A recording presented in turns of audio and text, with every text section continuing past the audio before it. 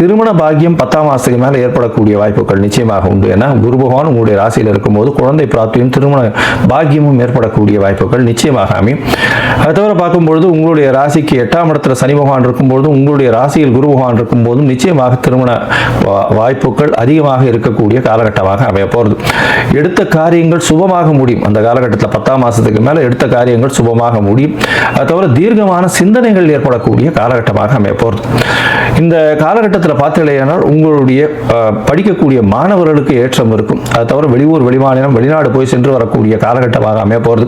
வேலைக்காக வெளிநாடு போகக்கூடிய பாக்கியம் நிச்சயமாக வரும். வேலை நிமித்தமாக இங்கே இருக்கும் இடத்தை விட்டு வீட்டை விட்டு நாட்டை விட்டு பிரிந்து செல்ல வேண்டிய கட்டாயம் வரும். உடல் நலத்தில் ரொம்ப கவனமாக இருக்கிறது நல்லது. கழிவு பாதைகள் கழிவு உபாதைகள் வரக்கூடிய வாய்ப்புகள் நிச்சயமாக உண்டு. அது தவிர பார்த்தீங்கன்னா உங்களுடைய எலும்புகளில் பிரச்சனைகள் வரக்கூடிய வாய்ப்புகள் நிச்சயமாக இருக்கும்.